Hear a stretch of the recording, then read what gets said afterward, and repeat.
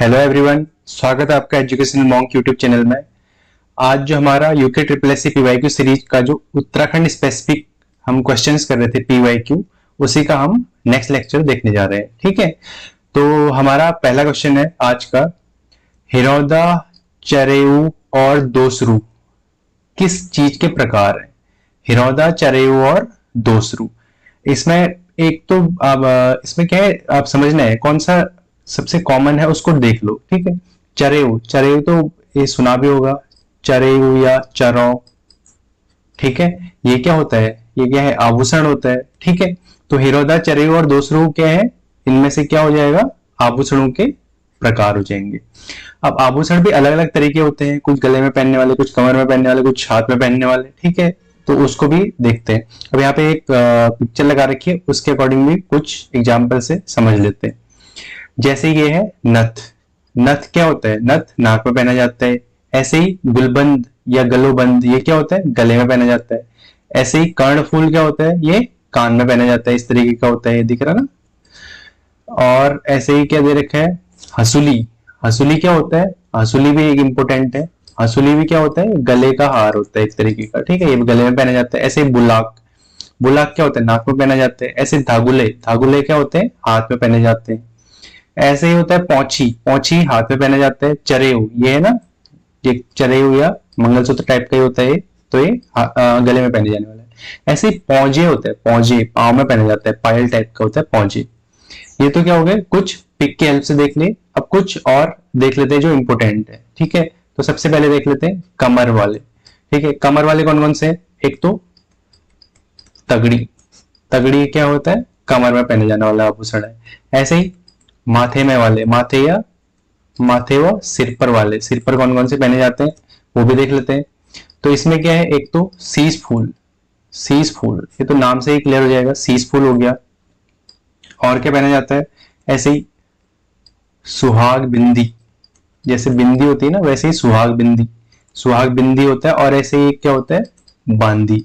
वैसे होते तो बहुत सारे हैं, मैंने कुछ स्पेसिफिक ले रखे हैं जो एग्जाम में आए हुए हैं और आने के चांसेस रहते हैं, जो थोड़ा सा डिफरेंट नेम है वो ले रखे हैं, तो इनको याद कर लेते हैं। ठीक है, ऐसे ही क्या है कान में। कान में कौन कौन से पहने जाते हैं? कान में पहने जाता है एक क्या, मुरखली। मुरखली भी क्या है? कान में पहने जाने वाला आभूषण है। मुरखली हो गया। ऐसे ही तुग्गल, मुरखली, तुग्गल। ऐसे ही क्या होता है, एक गोरख भी होता है, गोरख।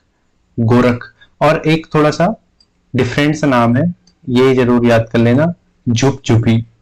झुपझुपी भी क्या है? ये कान में पहने जाने वाले आभूषण है। ऐसे ही नाक के आभूषण। ठीक है, जो नाक में पहने जाते हैं उनको देख लेते हैं। एक तो यहीं पे लगा हुआ है बुलाक, ये क्या है? नाक में पहने जाने वाला है। एक नथ हो गया, नथ हो गया, बुलाक हो गया। बुलाक को एक और नाम बोला जाता है बेसर। बेसर नाम भी बोला जाता है बुलाक का ही।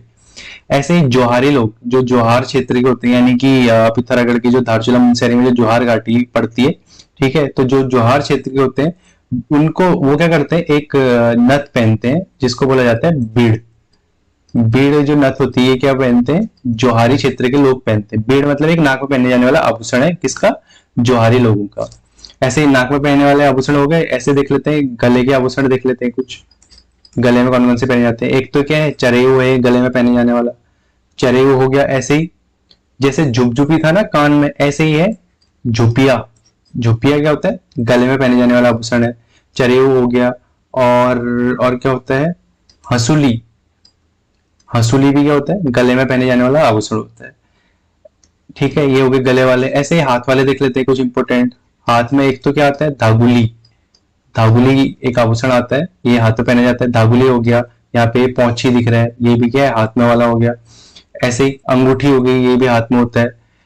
अच्छा, एक हिरौदा जो क्वेश्चन में पूछा गया था, हिरौदा। हिरौदा भी क्या है?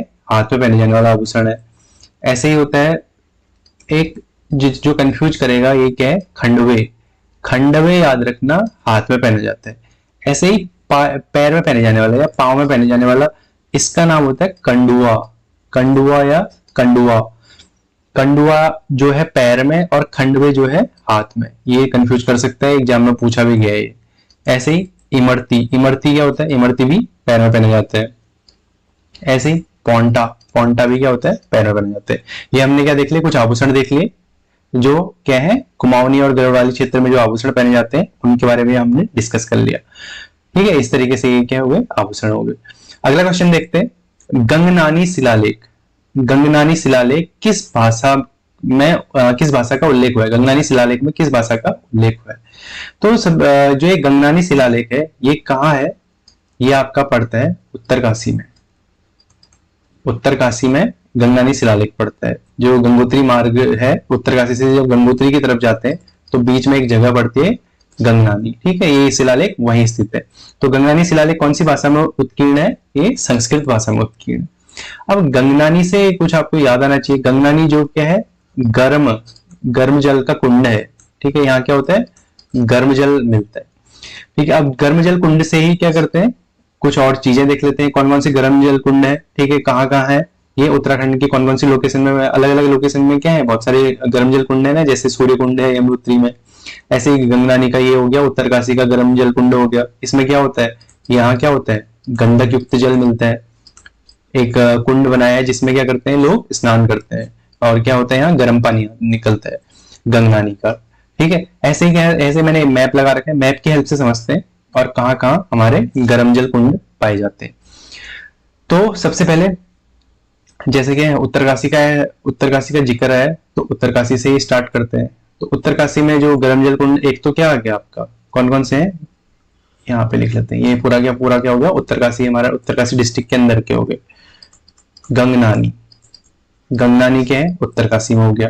ऐसे ही जो क्या है गंगोत्री यमुनोत्री, ये भी कहाँ पड़ता है, ये भी उत्तरकाशी में पड़ते हैं। तो जो यमुनोत्री के पास कुंड है उनको देख लेते हैं, ये एग्जाम में पूछे भी जाते हैं। तो यमुनोत्री के पास कौन कौन से कुंड पड़ते हैं, एक यमुनोत्री के पास पड़ता है तप्त, या इसी का दूसरा नाम है सूर्य कुंड, तप्त या सूर्य कुंड। ये जो है सबसे गर्म, जो गर्म कुंड पाए जाते हैं उत्तराखंड में, उनमें सबसे गर्म है कौन सा, तप्त या सूर्य कुंड। ये कहाँ पड़ता है, यमुनोत्री में, ये यमुनोत्री का है उत्तरकाशी में। ऐसे ही गंगनानी भी कहाँ है, उत्तरकाशी में हो गया, और गंगनानी में क्या है, गंधक युक्त जल मिलता है। ऐसे उत्तरकाशी के देख ले। अब ऐसे देख लेते हैं, बद्रीनाथ के आसपास भी क्या है, हमारे कुछ गर्म कुंड पाए जाते हैं। ये जोशीमठ है, जोशीमठ के आसपास ही क्या है, बद्रीनाथ है। तो चमोली, चमोली जो जनपद है, चमोली जनपद में जो गर्म कुंड पाए जाते हैं उनको देख लेते हैं। चमोली जनपद में भी एक तप्त कुंड नाम से ही है, तप्त कुंड नाम से ये कहाँ पर है, बद्रीनाथ के आसपास में मिलता है। एक तप्त कुंड है, एक सूर्य कुंड है, ये भी क्या है, बद्रीनाथ के आसपास में गर्म जल का कुंड है, तप्त कुंड और सूर्य कुंड। ऐसे ही एक जगह जोशीमठ के आसपास ही एक तपोवन है, जोशीमठ के आसपास में एक तपोवन है। तपोवन में भी क्या है, अलग अलग कुंड मिलते हैं। तपोवन में भी एक तप्त कुंड नाम से, तप्त कुंड, और एक सलधार कुंड, तप्त कुंड, सलधार कुंड और भाप कुंड। ये कहाँ है, ये सारे के सारे जो है ये कहाँ है, तपोवन में। तपोवन कौन सा, तपोवन अलग अलग जगह है ना, एक आपका ऋषिकेश में मिलेगा तपोवन। ये जो तपोवन की बात हो रही है कहाँ हो रही है, जोशीमठ के आसपास जो तपोवन है उसकी बात हो रही है। तो ये चमोली की क्या हो गया, चमोली के कुंडों की बात हो गई है। अब ऐसे देखते हैं, कुछ क्या है आपके रुद्रप्रयाग में भी, रुद्रप्रयाग में भी कुछ कुंड मिलते हैं। तो रुद्रप्रयाग के देख लेते हैं। रुद्रप्रयाग में एक तो फेमस है कौन सा, गौरी कुंड। रुद्रप्रयाग का जो फेमस कुंड कौन सा है, गौरी कुंड है, जो क्या है आपका गर्म जल का कुंड है, गौरी कुंड हो गया। ऐसे ही क्या है, अग्निकुंड है, रुद्रप्रयाग में अग्निकुंड है, गौरी कुंड है। ऐसे भौरी अमोला कुंड है, भौरी अमोला कुंड, अग्निकुंड और गौरी कुंड, ये क्या है, रुद्रप्रयाग के हो गए। ऐसे ही पिथौरागढ़ में भी क्या है आपके, क्या है, गर्म जल की कुंड है। पिथौरागढ़ में कौन कौन से हैं, एक तो तप्त कुंड नाम से ही है, दूसरा मदकोट, मदकोट या मदनकोट नाम से, ये कहाँ है आपका, पिथौरागढ़ में मिलता है ये।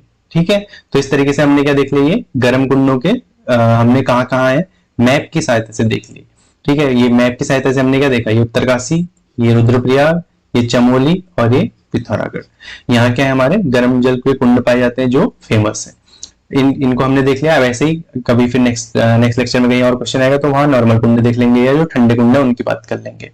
तो इस तरीके से हमने क्या देख लिया, गर्म जल के कुंड देख लिए। अगला क्वेश्चन देखते हैं, निम्न विकल्पों में से कौन सा विकल्प उत्तराखंड सरकार में पुलिस विभाग के सही घटते क्रम पदानुक्रम को दर्शाता है।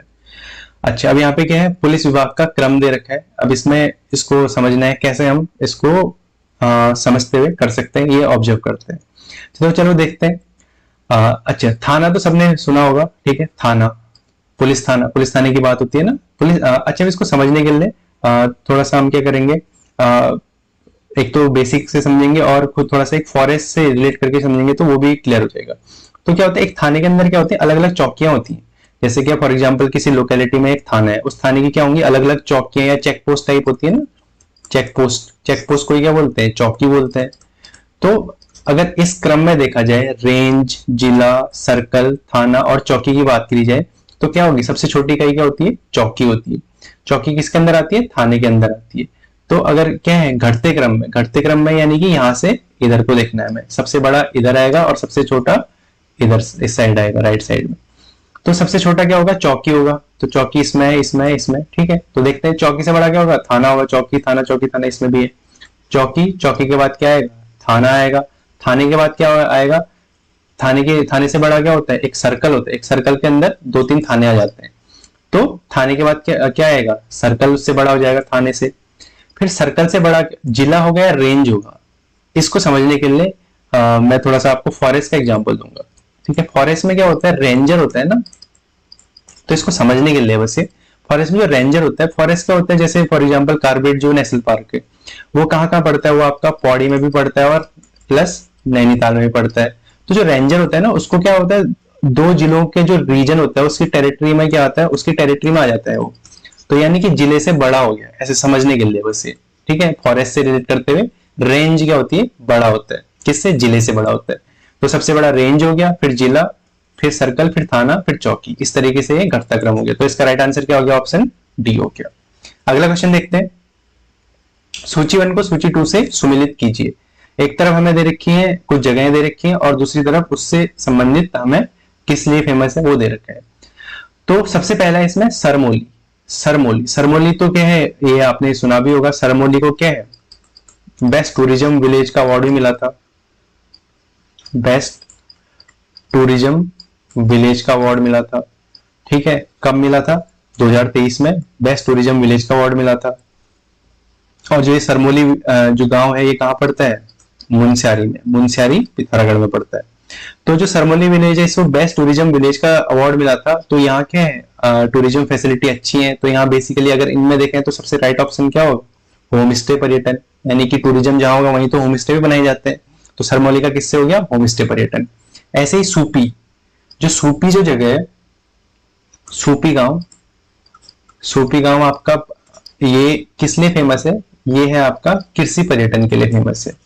ये सूपी गांव आपका पड़ता है रामगढ़। रामगढ़ एक ब्लॉक है किसमें, नैनीताल में। नैनीताल में एक ब्लॉक है रामगढ़, वहां पड़ता है। जो सूपी है, ये क्या है, पहाड़ों के बीच में बसा हुआ है, काफी सुंदर गांव है। और साथ में क्या है, ये कृषि, कृषि अच्छी खासी यहाँ की होती है, खेती है बेसिकली, चाय की खेती, इस तरह के अलग अलग पौधों के लगाए गए हैं। तो यहाँ कृषि पर्यटन के लिए फेमस है। तो सूपी गांव किस लिए फेमस हो गया, कृषि पर्यटन के लिए फेमस हो गया। ऐसे ही दारकोट, जो दारकोट गांव है, ये है आपका, ये दारकोट गांव है आपका मुनस्यारी का। मुनस्यारी, मुनस्यारी का दारकोट गांव है। ये किस लिए फेमस है, यहाँ क्या होती है, ऊन होती है। ऊन कौन सी, अंगोरा भेड़, अंगोरा भेड़ या अंगोरा बकरी जो मानी जाती है, ठीक है, इसके लिए क्या है, फेमस है। तो दारकोट क्या हो गया, अंगोरा ऊन के लिए हो गया। चौथा है रोतू की बेली। रोतू की बेली किससे हो जाएगा, लास्ट बचा हमारा पनीर गांव से। तो जो रोतू की बेली है, एग्जाम में बन सकता है क्वेश्चन, रोतू की बेली कहाँ है। तो जो रोतू की बेली है, ये आपका पड़ता है टिहरी में, ठीक है। इस रोतू की बेली गांव में क्या होता है, हर घर में पनीर बनता है, इसलिए इसका नाम क्या रखा है, पनीर गांव रखा हुआ है, ठीक है। तो ये क्या हो गया हमारा, इससे हमने ऑप्शंस देख लिए। अच्छा, अब एक यहाँ पे मैंने एक टर्म बोला था, अंगोरा, अंगोरा भेड़ या अंगोरा ऊन की बात करी थी। अंगोरा, अंगोरा ऊन या अंगोरा ऊन की ये बात या अंगोरा भेड़ की बात हो रही है। तो अंगोरा भेड़ के लिए उत्तराखंड में क्या करे गए हैं, 5 प्रजनन क्षेत्र बनाए गए हैं। 5 प्रजनन क्षेत्र बनाए गए, इन जगहों के नाम पूछे जा सकते हैं। तो इसलिए इनको भी फटाफट से लर्न कर लेते हैं, ठीक है। एक है क्या है, ग्वालदम, ग्वालदम चमोली में, ग्वालदम। एक बनाया है कोपड़ाधार, कोपड़ाधार जो ये जगह पड़ती है, ये आपकी पड़ती है टिहरी में। ग्वालदम चमोली कोपड़ाधार टिहरी। ऐसे ही लमगढ़ा, लमगढ़ा पड़ता है आपका अल्मोड़ा में, लमगढ़ा और ताड़ीखेत, ये जो दोनों जगह पड़ती हैं ये कहाँ पड़ती हैं आपकी अल्मोड़ा डिस्ट्रिक्ट में पड़ती हैं। यहाँ भी क्या है इनका अंगोरा बकरी का प्रजनन केंद्र बनाया गया। ग्वालदम, कोपड़ाधार, लमगढ़ा, ताड़ीखेत और चंपावत, चंपावत डिस्ट्रिक्ट में ये क्या बनाए गए हैं, अंगोरा बकरी के प्रजनन केंद्र बनाए गए हैं। तो इस क्वेश्चन के साथ साथ हमने इसके एक्स्ट्रा फैक्ट भी देख लिए। अगला क्वेश्चन देखते हैं, भगनौल, भगनौल किससे संबंधित है? तो जो भगनौल है, भगनौल क्या है, एक तरीके का लोकगीत, लोकगीत की शैली में आता है।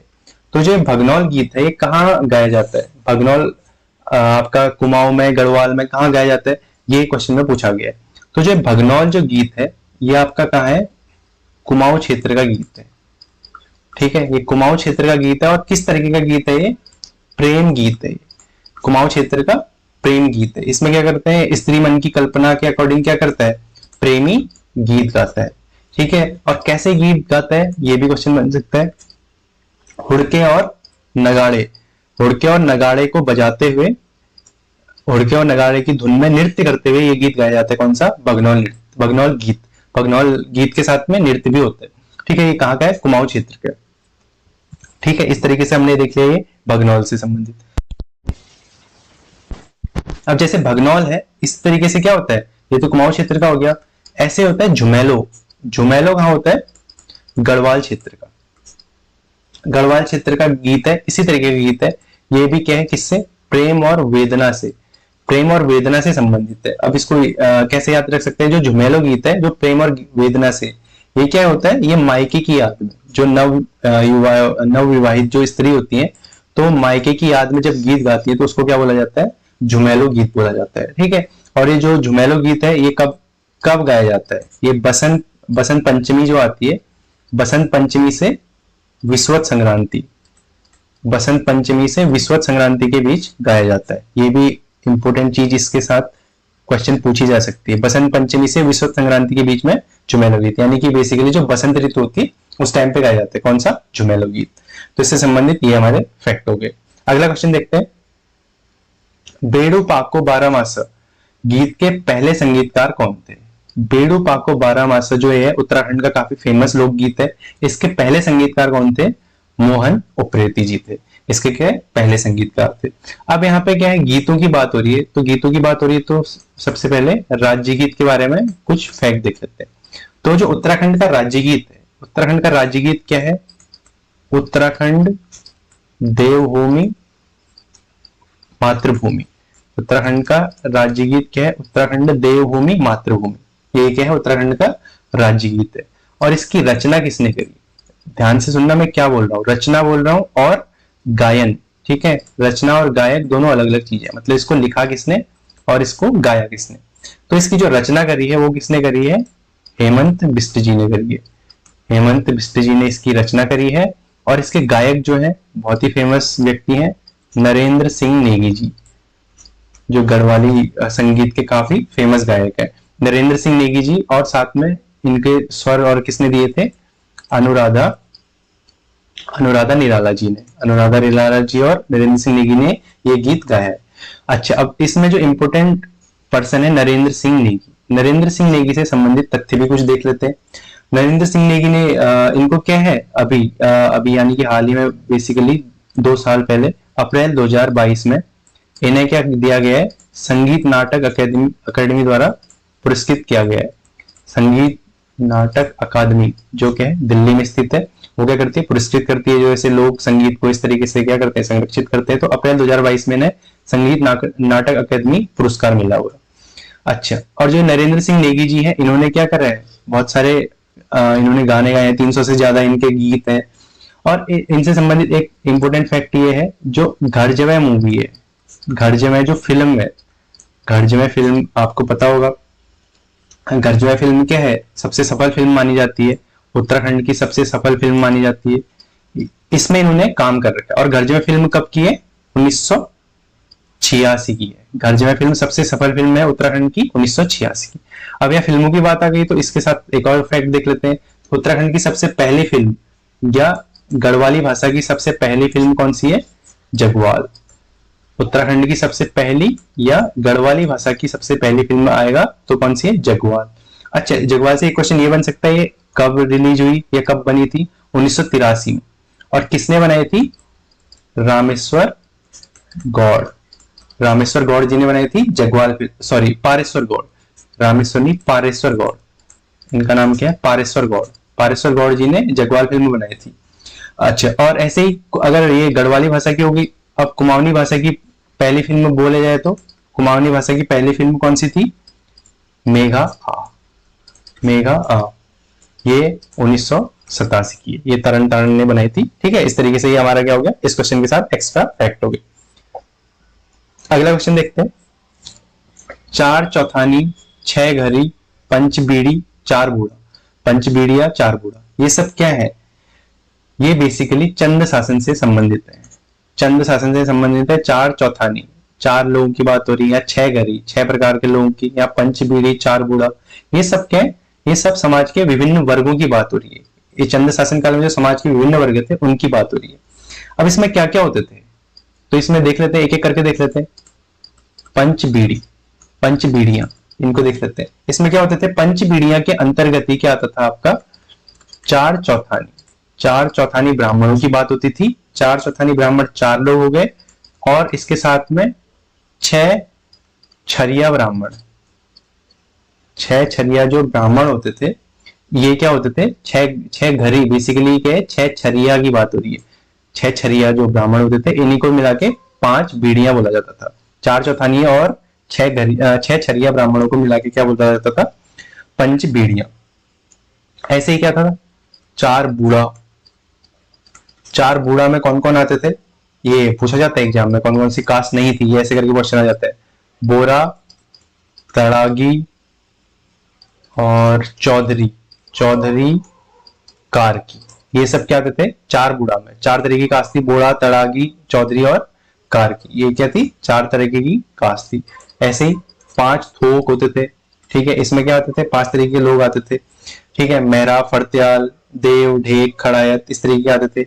ऐसे 5 थोक, पंचनवीसी, पंचनवीसी, ये भी क्या है? सब चंद शासन के, ये शासन को संभालने के लिए अलग अलग संस्था या अलग अलग लोग होते थे। पंचनवीसी, पंचनवीसी क्या होती थी?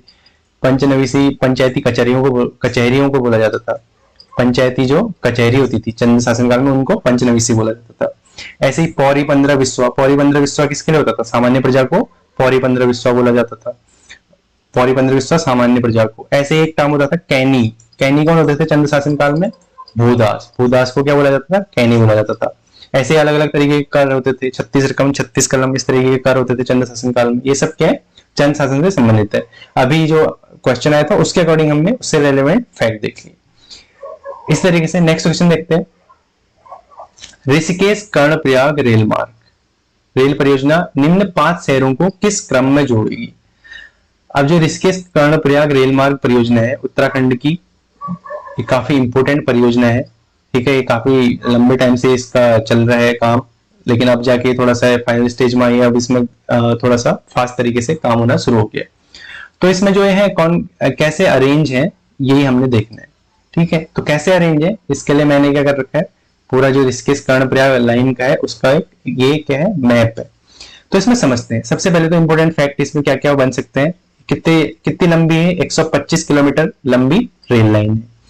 दूसरा, इसमें जो टनल बन रही है, बहुत सारी टनल्स बनने वाली है। 104 किलोमीटर की तो इसमें टनल नहीं बनने वाली, क्योंकि सारा का सारा क्या है? पहाड़ी रास्ता है। ठीक है, तो इसमें क्या 104 किलोमीटर की टनल बनने वाली है। तो ये किस तरीके से होगी? ये देखिए, यहाँ पे क्या है? हरिद्वार। हरिद्वार, हरिद्वार से क्या है? यहाँ अगर जाएंगे तो ये बेसिकली कहां से शुरू हो रही है? हरिद्वार से इधर, हरिद्वार के पास में क्या पड़ता है? ऋषिकेश। ठीक है, देवनगरी ऋषिकेश। देवनगरी ऋषिकेश से हो जाएगी। ऋषिकेश से कहां जाएगी? शिवपुरी जाएगी। शिवपुरी जो क्या है? राफ्टिंग के लिए फेमस है ना शिवपुरी। वहां से होते हुए ब्यासी, ब्यासी से जाएगी देवप्रयाग। ये है देवप्रयाग। ठीक है, देवप्रयाग और जनासू, देवप्रयाग और जनासू के बीच में एक टनल बन रही है। ये इंडिया की सबसे लंबी रेल टनल होने वाली है। अभी तक कौन सी थी? पीर पंजाल थी। अब जो है 14.57 किलोमीटर लंबी रेल टनल बनने वाली है, रेल सुरंग बनने वाली देवप्रयाग और जनासू के बीच में। ये इंपॉर्टेंट फैक्ट है, एग्जाम में क्वेश्चन बनने के पूरे चांसेज है, और आजकल न्यूज में भी है। देवप्रयाग से जनासू के बीच 14.57 किलोमीटर की सबसे लंबी रेल सुरंग बनने वाली है, बन रही है, मतलब इस पे काम चल रहा है। फिर इसके बाद मलेठा, मलेठा से फिर आता है श्रीनगर, ये मलेठा आ गया, ठीक है भाई, ये श्रीनगर हो गया। फिर इसके बाद धारी देवी, धारी देवी मंदिर भी सुना होगा। फिर इसके बाद तिलानी, फिर इसके बाद गोलतीर, फिर इसके बाद गौचर, और लास्ट में जाके कहां पहुंचेगी, कर्णप्रयाग में। तो ऋषिकेश से कहां पहुंचेगी, कर्णप्रयाग में। कितना, 125 किलोमीटर लंबी रेल लाइन है, जिसमें एक लंबी सुरंग कौन सी है, 14.57 किलोमीटर की, देवप्रयाग और जनासू के बीच में। तो इसमें कितने स्टेशन आने वाले हैं, टोटल 12 स्टेशन है। इस रेल लाइन में कितने स्टेशन है, इंपोर्टेंट स्टेशन कितने हैं, 12 स्टेशन है। ये भी एक फैक्ट बन जाता है इससे। अब इसमें क्या है, अरेंज करना है, कौन सा कैसे। सबसे पहले क्या है, ऋषिकेश, गौचर, श्रीनगर, देवप्रयाग और कर्णप्रयाग। ऋषिकेश, गौचर, सबसे पहले क्या आएगा, इधर क्या है, ऋषिकेश, ऋषिकेश के बाद क्या आता है, गौचर तो यहाँ आगे लास्ट में है ना। ऋषिकेश के बाद देवप्रयाग, देवप्रयाग के बाद ये आपका जनासू, श्रीनगर, ठीक है, इस तरीके से। तो अगर इसको हम ऑब्जर्व करें तो सबसे पहले ऋषिकेश आएगा और सबसे लास्ट में कर्णप्रयाग आएगा, यानी कि सबसे पहले फर्स्ट और सबसे लास्ट में फिफ्थ। ऋषिकेश, ऋषिकेश के बाद क्या आएगा, देवप्रयाग, फर्स्ट के बाद चौथा, उसके बाद क्या आएगा, श्रीनगर, फिर थर्ड, फिर आएगा गौचर सेकेंड, फिर आएगा कर्णप्रयाग। इस तरीके से होगा 1 4 3 2 5, 1 4 3 2 5 हमारा क्या होगा, कौन से में है, सी में, ऑप्शन नंबर सी में। ये हो गया ऋषिकेश कर्णप्रयाग रेल लाइन की बात हो गई। अगला देखते हैं, चंद वंश के राजा बाज बहादुर के तिब्बत अभियान का निम्नलिखित में से क्या उद्देश्य था।